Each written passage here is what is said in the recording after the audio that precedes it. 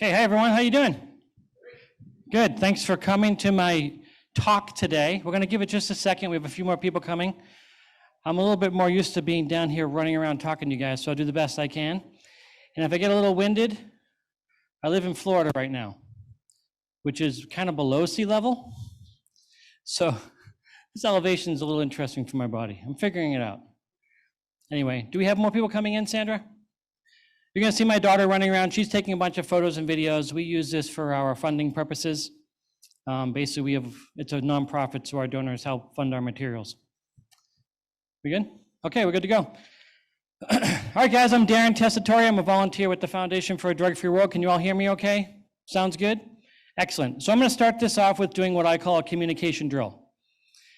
I know it's been a long day. You guys have been probably to about 30 different classes and saw a whole bunch of people talking and probably are a little tired, right? Good, so I'm gonna help wake us up a little bit. She's not tired, she's ready to roll. Okay, good, so the first thing we're gonna do is we're gonna do this communication drill. So start of drill. So I want you to look at someone near you. Good, thank you. Now look at someone else other than that person near you. Good. Now shake someone's hand. Good. Now shake someone else's hand. Awesome. Now shake two people's hands at the same time. All right. Now say hello to someone. Good. Now say hello to someone all the way across the room. Hello. Good. Now everybody look at the ceiling. Thank you. Look at that wall. Thank you. Now look at that wall. Thank you. Now everyone look right here and say hello. Hello. Hello. That's the end of the drill. Thank you for coming to my seminar. So we're going to get started now. First thing I'm going to do is define what is a drug. Now I want to start this off with a little disclaimer that obviously not all drugs are bad, right? Some people take drugs for good reasons, right? And for whatever reason, some people think that I'm saying all drugs are bad, never take drugs ever. That's not what I'm communicating with this message here. What I'm communicating to you is that the definition of a drug is essentially a poison, right? So what that means is, if you take a small amount of a drug, it will stimulate you. It'll wake you up. The more you take of that drug, it'll start to depress you, slow you down, make you tired. And if you take enough of the same drug fast enough, it will kill you. Okay? Good. So I'm going to give you a little example of this. How many of you have had a couple beers? Go to a party, guy has a couple beers, girl has a couple beers, right? They're getting a little loose. 3 beers in, they're stimulated, they're dancing, they're laughing, they're joking. They have a few more beers, they start becoming a little obnoxious, annoying, maybe fighting. And then they have a lot more beers, and what happens? They start getting tired, they start getting depressed. It goes into a depressant, right? They may fall asleep. You ever go to a party at the end of the night and see everyone laying around, right? That's the drug acting as a depressant. Now, I guarantee you that if you drank this bottle in 15 minutes, you'd either be dead or you'd need to get your stomach pumped. Too much, too fast of the same drug will kill you. You got it? Good. So let's take a review of this. A small amount of a drug does what? Good. A little bit more of that drug, same drug does what? Good. And what happens when you have too much too fast of the same drug? It will kill you. I'm going to give you a real life example of this. Who has a bottle of aspirin at home? Good. Take that bottle of aspirin, get a little knife or a little metal rod and start crushing it up. It's about 90% air, these pills. Crush, crush, crush, crush that whole bottle of aspirin, and what's it going to give you? About a tablespoon of actual aspirin. Who can tell me what's going to happen if I eat that entire tablespoon of aspirin right now? Anyone? You would die. It would kill you. Literally, the safest drug in the world. 1 tablespoon would kill you. unless you got your stomach pumped, right? Too much, too fast kills you. You guys got that? Good, super important to know. I'm not gonna do that drill. So, what do drugs do to your body? How does this work? So, alcohol is water soluble. Pour your alcohol over your ice, or you pour it in with another soda water or something like that, and you stir it up, you'll see the alcohol will actually dissolve and mix with the liquid. And it will actually go through your body, right? Pretty quickly for the most part. Like, you ever hear that saying, you have 1 beer an hour and you're not gonna be drunk, right? You're good to drive if you have 1 beer an hour. That all depends on the body, obviously. But the point is that it's water soluble and it will go through your body. Now, THC and other heavy drugs are not water soluble. They literally will act like oil and water. You ever mix oil and water? Completely separate, right? So I want you guys to all do a little drill here. I want you to look down at your wrist. See those little veins right there? I want you to pinch a part of that fat near your veins. You guys see how close that fat is to your veins? It's right there, right? That's the fat in your body right next to your veins. So now let's take a look at this. We start pulling in these drugs that are fat soluble and not water soluble. And what do these drugs do? They get eaten up by that fat right next to your veins. And the drugs will start going into the fatty tissues of your body, where they will stay much longer than alcohol. Sometimes months, weeks. LSD has been seen to stay in the body for up to 10 to 15 years, right? Yeah, you ever hear of LSD flashbacks? Anyone ever hear of those? Yeah, so these flashbacks can happen 10, 20 years later sometimes. It's the LSD that's stored in the fatty tissues of the body that later on come out into your bloodstream and will get you that high again. So the more of these drugs that you're taking, the more and more drugs are going into your fatty tissues. And a lot of people are like, well, why is this important? Who really cares? Yeah, okay, I got a lot of drugs in my body. Well, first of all, it's going to make you into an actual walking pharmacy. You're going to have these drugs throughout your body that can come back later on and affect you, mentally and physically. But what it's also doing is it's eating up massive quantities of vitamins in your body, which is depleting your body of the vitamins and minerals that it needs to actually survive, which is causing your body to start shutting down and not working properly. And you'll notice that drug addicts who do lots of drugs, they'll actually need these drugs more, right? It's because the body is craving these drugs because it's not getting what it needs, right? So that's how that works. Excuse me, a little oxygen thing going on here. Man, I don't know how you guys do this. This is pretty cool. It's really high, but it's a lot different in Florida. So this is what's happening in America right now.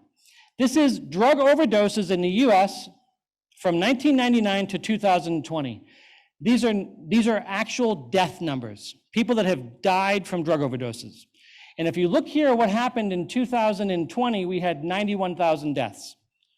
2019, we had 70,000. We had a drastic spike. Obviously, a lot of people were home taking more drugs, a lot more kids doing drugs. You guys have probably seen this, right? It became way more of an epidemic amongst the teenage community because they're home and bored, right? Now, if we look at what is the major drug here that's going through our market in this country right now? You nailed it, fentanyl.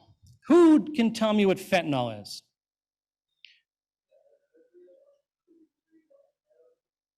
In a sense, yes. It is essentially an opioid and it is a painkiller and it is man-made. It's a synthetic created drug, right? It's created in a laboratory, and what it does is it literally sucks all of the oxygen out of your body and you suffocate, right? Anyone ever hear of Narcan? Narcan is that, it used to be a shot, now they have the nasal sprays. They stab you with this needle and pump the Narcan in your body. That pumps the oxygen throughout your entire body and brings you back to life. And I've heard of cops doing the same person 2, 3, 4 times a week because they just keep overdosing on these drugs. Well, what's happening right now with fentanyl in the US is a major, major epidemic. And a lot of us aren't even seeing it. It's not being widely promoted to the degree that it should be. I mean, we've had last year over 60,000 deaths from fentanyl. And these are some of the states, a little bit of an idea of what's happening here. So 209,000 people since 2015 have died from fentanyl. These are the top 20 states. Luckily, Utah's not in here. West Virginia, 1,500, District of Columbia, right there. The numbers are up there, right? So what's happening with fentanyl? So First, it started out with the opioid epidemic. People were taking opioids. They would get prescribed a painkiller. They'd get their painkiller. They couldn't get their painkiller once the pain meds ran out, prescription ran out. They needed to go on the street to get something similar, and that was heroin. Heroin has a very similar high to Oxy and these other drugs that we've heard of that are prescribed over the counter. And to give you a little history on this, to roll this back a little bit, go back to the 90s, there was a study done in Boston University by a professor there who said that opioids were not addictive. And he published this paper, and then the pharmaceutical industry ran wild with it and pushed it into all the medical schools around the country. But what was happening was the study was on 5 milligrams. Has anyone ever seen anyone prescribed an opioid? You guys probably seen people prescribed like an Oxy or something. Do you know what the milligrams were? 25, 50, 75 in that ballpark. They were not 5 milligrams. Typical prescription of a painkiller is about 25 milligrams. Highly addictive at that level. So what happened was people were going and getting their prescription drugs, and when they ran out, they needed to go to the street, and that's where they were going to heroin. Heroin started getting cut with fentanyl a few years ago, around 2015, because it's really cheap to make and it gives you a very good high, but what it also does is it's very addictive. But the side effect is if you take too much too fast, what happens? You die, right? So it's hard to regulate what person's body is going to need too much too fast, which is why you have anesthesiologists that administer fentanyl in hospitals, because they know all about your body, how big your body is, they're gonna give you an operation, this is what they're gonna do, right? But when you're on the street and you're cutting heroin with fentanyl, it's hard to regulate that, right? And that's what's happening. And now what's happening is this. This is actually a pill-making machine that you can buy on Amazon. I can make counterfeit pills from a machine I buy off of Amazon. Now, what does that mean? That means, so I'm taking Oxy, prescribed by my doctor, and I run out and I go on the street and I buy my Oxy, but it's not Oxy, it's counterfeit, right? So what's happening is you have China manufacturing massive quantities of fentanyl, shipping it to Mexico, to the drug cartels. They're making it into fake pills and shipping it up through Arizona, and those fake pills are hitting the streets all across the country. And you have kids and adults of the like taking these, what they think are Adderall or Xanax or Oxy that are not those drugs. So if you're a college student and you want to get going because you're tired and someone says, here, just take an Adderall, man, you'll be fine, get through this test. Kid pops an Adderall and it's fentanyl and then they die. Too much too fast. That's what's happening. That's why this massive spike in fentanyl deaths across the country right now. It's scary, right? And you can't tell the difference. I have a friend of mine that goes and does these seminars to students, and he went and actually collected up a bunch of these fake pills and real pills, and with the DEA, they combined it and they looked at it and they were like, wow, these are literally, you cannot tell the difference.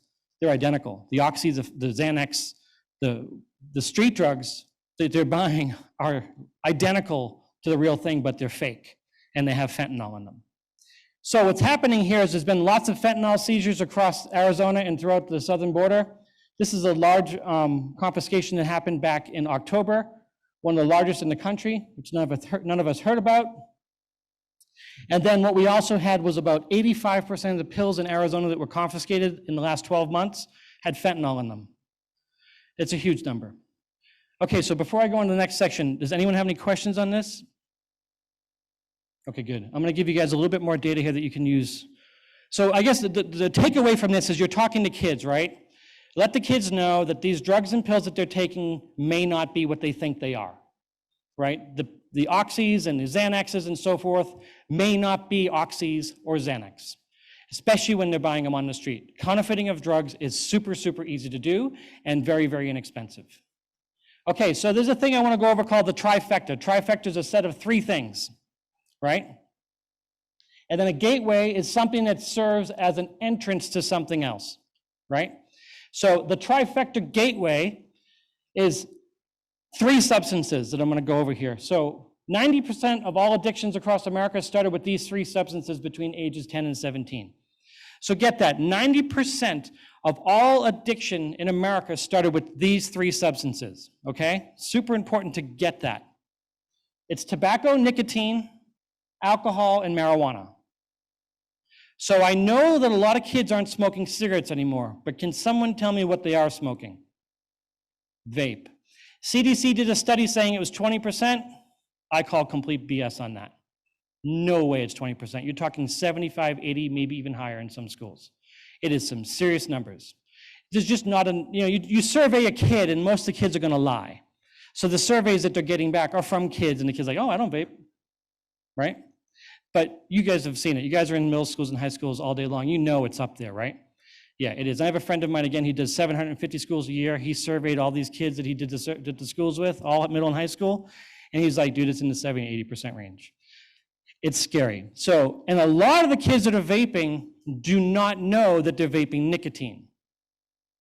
That was another survey that was done. It was about 85% of the kids that were surveyed that were vaping didn't know they were vaping nicotine.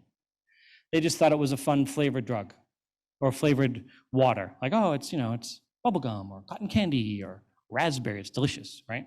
So they're being duped. Anyway, we'll go into this a little bit more. So half of tobacco users in America abuse drugs. 20% of the people in America that buy alcohol drink 80% of all alcohol sold. That's a scary stat. 90% of drug addicts started in their teens.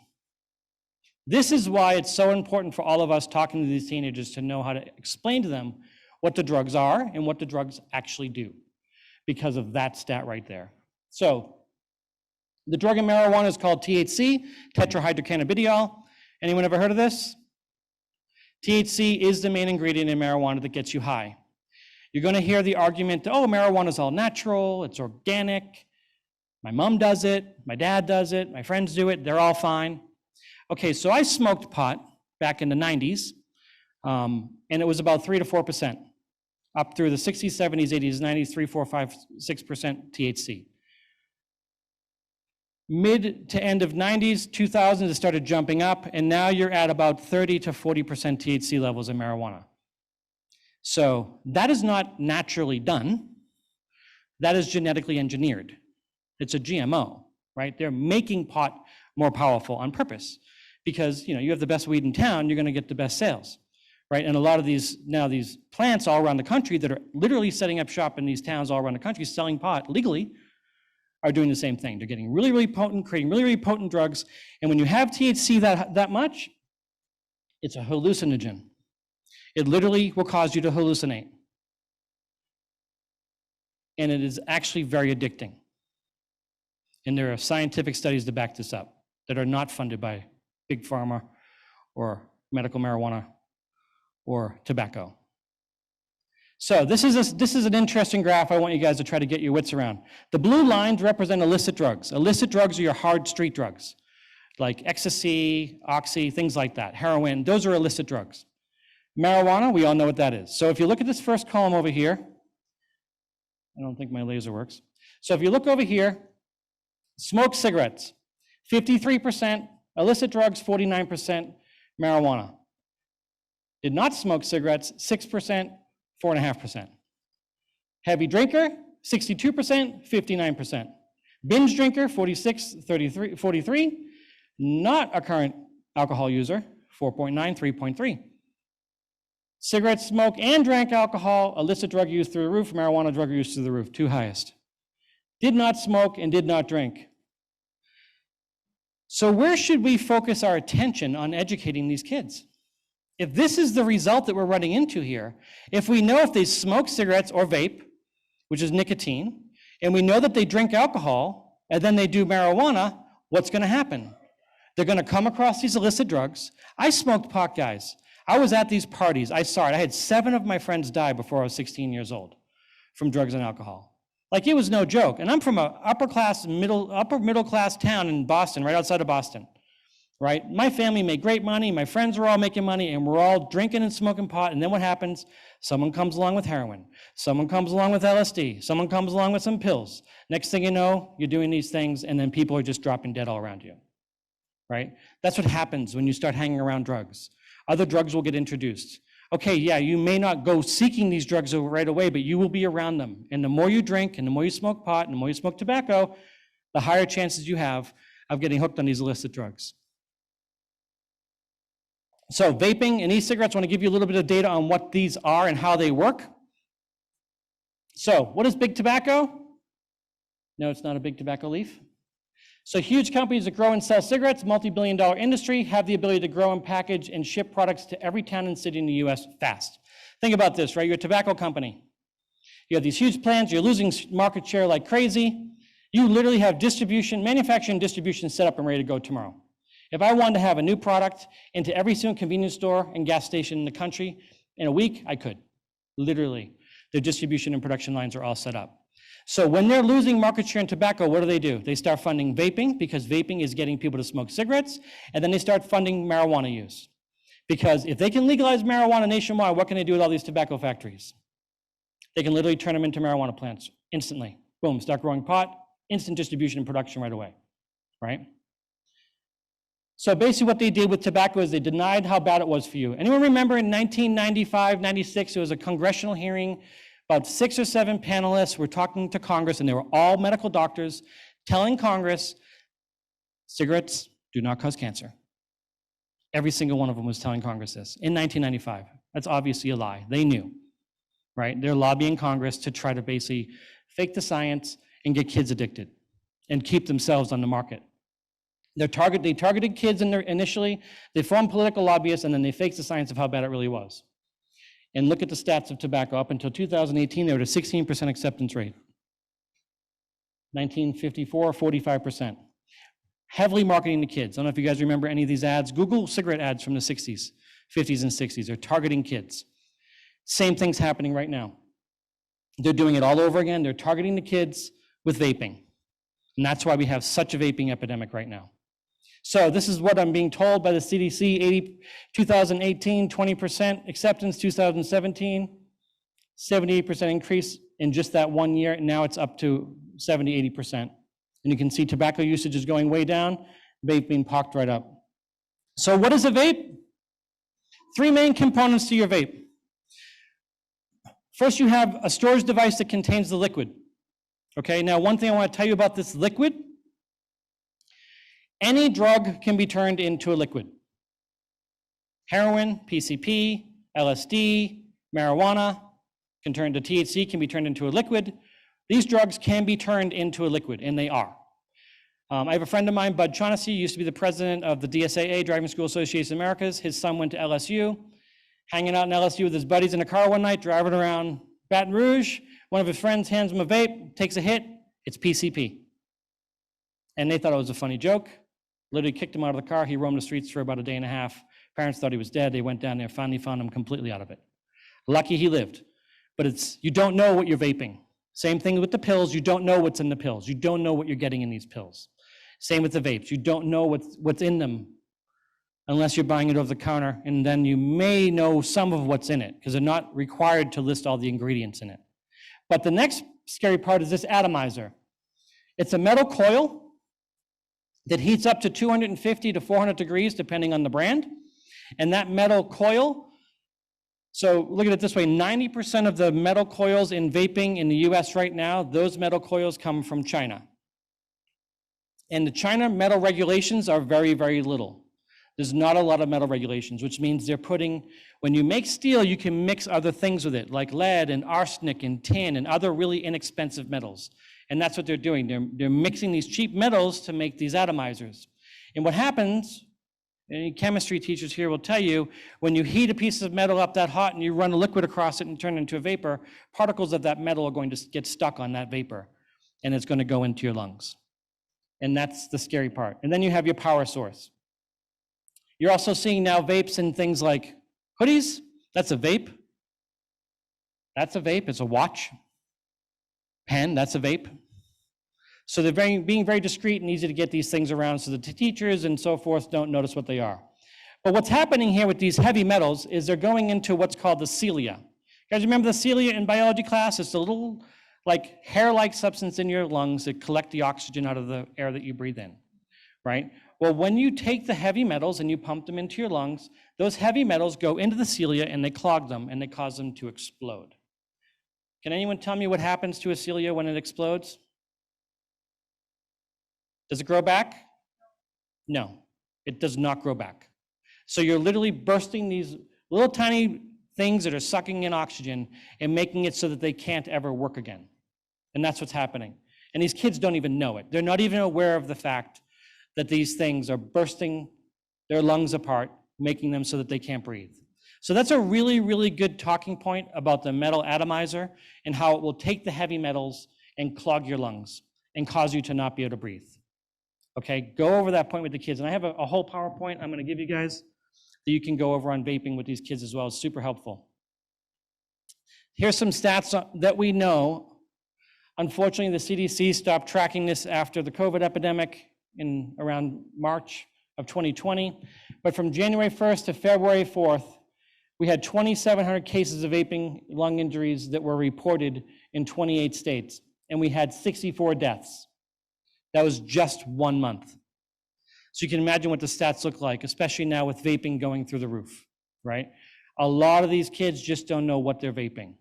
They don't know that these heavy metals are in there, and that's not even talking about the liquids. That's just the heavy metals. The liquids can contain all kinds of chemicals as well.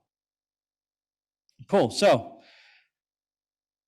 the good thing is, guys, there is an actual solution to this. And the solution is education. It's properly educating the kids on what drugs are, how drugs work, and how they actually affect you. And do this in a way without making the kids wrong and without telling the kids, hey, don't do drugs. It's not going to work. Give them straight facts, be completely honest with them, and let them know what they're taking. Let them know what the drugs are. Let them know what the vaping machines are, what these little atomizers do. And we're going to give you a bunch of tools to help you with that. But that's the key, is just properly spending time and giving them the right truth so they can think for themselves and make their own self-determined choice. That's the key. It has to be their decision. They have to go, oh, I get it. I didn't know that's what THC was. I didn't know that's what an atomizer was. I didn't know there were these heavy metals in there. And then they'll be able to make their own decisions about that. That's the solution. So I came here as the Foundation for a Drug-Free World. We're a nonprofit. I've been volunteering with them for about 15 years now. My daughter's been doing this with me for about 8 years. We travel around the country and we train teachers on how to use the free drug education program. I'm going to go into it a little bit and show you guys what it is, and then show you how you can order free materials. So basically what we've discovered is that informed youth are typically drug-free. When they understand the drugs, they're going to make informed decisions. Our program is easy to use, very effective, and it's 100% free to all educators. We don't charge educators anything. You can have all of our materials as much as you want for free. I'm going to walk you through what we have. So this is our educator kit. I have one right here. The kit comes with a full educator guide, which is a 19 one-hour lesson plan. Each lesson goes into a different drug: marijuana, alcohol, ecstasy, and so forth. You can do these lessons, about an hour long each. Take your pick which one you want to do with your class. I've also created a PowerPoint that includes the marijuana, alcohol, and prescription drug ones that you can download, and you can use those PowerPoints in your class. And it has all the materials embedded in it, which is mainly our documentary. It's a 90-minute documentary that goes over all of the different drugs, how they work, how they affect you, and it's actually communicated from people that have been there and done it. I'm going to show you a little bit of that in a second. And then we have our booklets. Each one of our booklets goes into a different drug as well. So we have our Truth About Drugs booklet that covers all the main drugs, and then we have a whole bunch of other ones like marijuana, alcohol, ecstasy, and so forth. And I'll get into that in a second as well. You can have the booklets as well in any quantity that you want. If you have 10,000 kids in your school and you want to give them all the marijuana booklet, take them, bring them to your school, they're yours. I'll ship them to you for free. We also have an online course room for teachers, educators.drugfreeworld.org. You can go there and you can create a classroom. It's a little bit more work where you actually have to assign lessons to the kids and then grade them. So if you have the time for that, this is perfect for that. It works really well with health teachers. Some driver ed teachers don't have that much time, so they may not use this entire online course. But you can basically build the course room and you can assign the lessons to the kids and then you grade them as they do it. That's education.drugfreeworld.org. We have our downloadable materials at drugfreeworld.org/download. And from here, you're going to see this. You'll see all of our booklets. You'll see some of our posters, which you get a stack of posters in our kit that we give you that if you want to put them around your school. You'll also get some of our education materials. That right there is our kit in the top left corner. I'm sorry, our educator guide. That's this in PDF form. So if you want to download it, you can download it. And then we have our public service announcements. I'm going to show you guys a couple of these real quick. These are really hard-hitting 1-minute PSAs. You can download them, play them wherever you want. We just don't ask, we ask you not to edit them.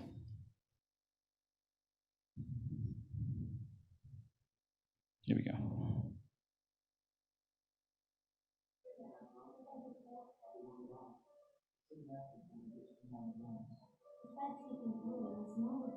What did they say? He said Erwin would be the best guy I ever had. He would help me forget my problems. He said he'd love me forever if I smoke crack with him. They said I wouldn't get hooked after the first hit. They said that Ritalin would help me focus. They said weed wouldn't make it hard for drugs.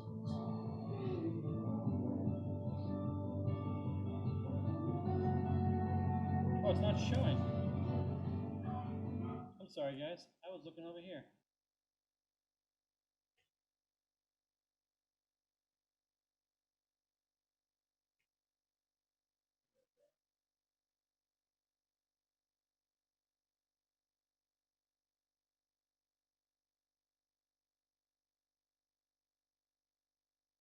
So online on our website, you can see we have all of our documentaries. These are the different chapters of the documentary. And then when you click on it, it'll actually take you to the booklet, where you can watch the public service announcement that goes along with it. This is the PSA for marijuana. I'll show you this one real quick. The light right here, man.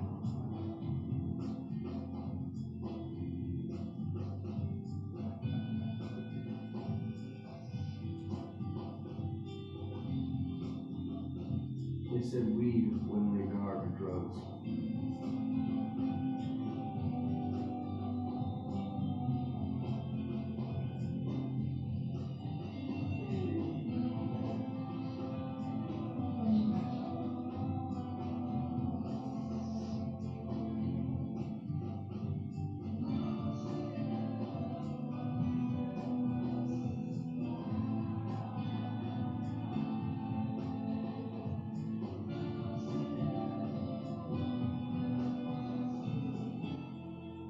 They lied.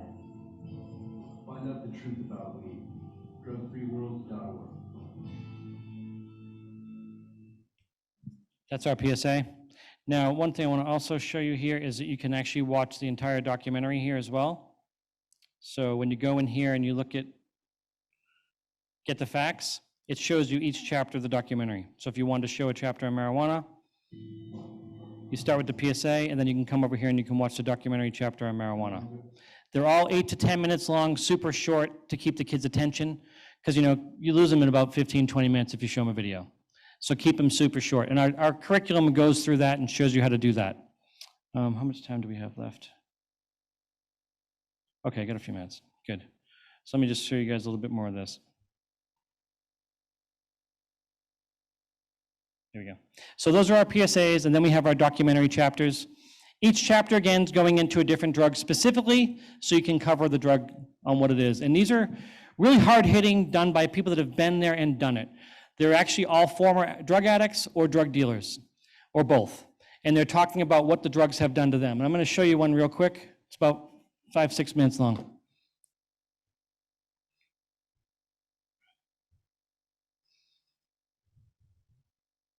Hot grass. Swag. We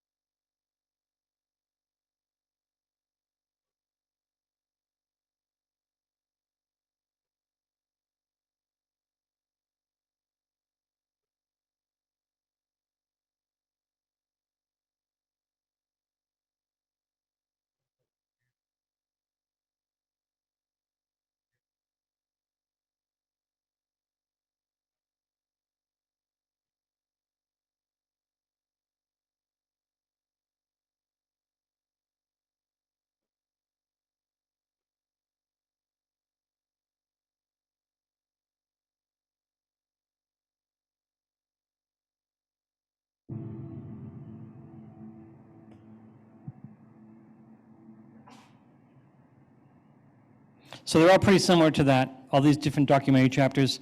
Essentially what they're doing is they're going through the basics of all the different drugs, what they are, how they work, and how they're affecting you, so that people can really make a self-determined choice. And you'll notice a lot of these guys are previous drug addicts. They're not paid, so they're really just hard-hitting. And then we have our online course that's free for anyone to take. If you guys do parent nights, I recommend getting the parents to do these courses with the kids. If you go to drugfreeworld.org, right here on the home screen, you'll see this free course. When you log into the course, it has every chapter of the documentary broken down into a course section. The first one is an overview of the Drug Free World program and drugs in general, and then it goes through all the different drugs. They're about 35 to 50 minutes long, depending on how fast they get through them. And those are all on our website. Those are all totally free as well. And then we have all of our booklets. Our Truth About Drugs booklet goes into all the different drugs, short-term, long-term side effects, what they do, how they affect you. Then we have marijuana, synthetic drugs, we have alcohol, ecstasy, cocaine, crack, crystal meth, inhalants. Big thing inhalants right now, it's cheap and easy, glue, gas, things like that these kids can huff. It's scary. Heroin, obviously, LSD, Ritalin abuse. Ritalin is now being sold on the street a lot. The DEA's classify it the same as cocaine. So these kids are taking their prescriptions and selling them, chopping them up, snorting them, getting a similar high to coke. And then you have painkillers, prescription drugs, and that's it. And then we have our documentary. I do have some documentary center if you want to hand some of those out. And then we have our PSAs, those are on the documentary. This is a PowerPoint that I created if you guys want it. It's on vaping. Feel free to take your camera, point it on there, it'll take you to a web page. Fill out that little form and I'll send you an email with a link to download the PowerPoint.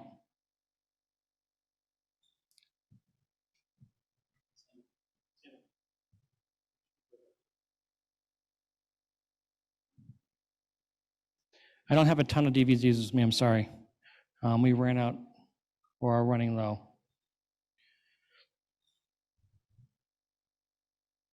Everyone get that? Anyone need another second on that screen? Okay, good. I also have some forms for you to fill out to get our full kit if you want it, and to order some massive quantities of booklets if you need them. Again, the booklets come in boxes of 200. So if you want an individual box of marijuana, they're in boxes of 200. And you can have as many as you can get out. I'm not kidding. Sandra and I did a seminar for the state of Alabama, 1,000 health teachers. We shipped out 1.8 million booklets, right? So there's no limit to what you can have. What was that? I can't hear. Yes. Yeah, you mean the booklets? Yeah, the documentary is on the website. If you don't have the DVD, if I ran out, if you go to drugfreeworld.org, you can watch the whole thing there. And I'll ship you one. Sandy, you want to hand out these forms here too? Just fill this form out and I'll ship you a kit. It'll include the documentary, our full educator guide, and there's 24 sets of the booklets. If you need more booklets, again, just order them, I'll give them to you. Put them in this form here. And this is my cell phone number and my email. So you can text me, you can call me, you can email me with any questions if you need any help. And then if you want to shoot me an email as well, I'll send you the driver ed curriculum that I created, which is marijuana, alcohol, and prescription drugs. I'll shoot you a link to download that PowerPoint. It's a little bit of a big file, so it may take a few minutes because it has the videos embedded right into it. That way, if you don't have internet where you are, you can just hit play on the PowerPoint and the videos will be right there. And it's about 3 hours to get through all 3 of the lessons. You can go a little faster, but basically what I did was I took this curriculum and I turned them into PowerPoints, the 3 main ones. So it's interactive, you get the kids involved, talk to them, ask them questions, and get them to actually discuss it with you. That's really key. You want them to talk with you about what's going on. The more they talk with you, the more it's going to become real. And remember, you're not lying to them. You're not here to tell them untruths. You want to give them the straight facts on what these drugs do. Let them know what the drugs are, how the drugs work, so that they can make their own decisions. So again, if you want to take a picture of that, that's my number, that's my email. Drugeducators.org, that's actually my new nonprofit that's being launched in a couple weeks. I'll have online courses for all the teachers there soon to train you on other things you can do. But feel free to reach out to me, guys. I'm a total resource for you. And we have volunteers all over the country that can come and do seminars if you need them. It may take a little bit depending on where you are, but we typically have volunteers all over the place. If you're, 3 hours from a major city, it may be a little bit more work, but we may be able to make it work for you. Cool. All right, any questions from anyone? All right. Well, thanks for coming, everyone. I appreciate you all.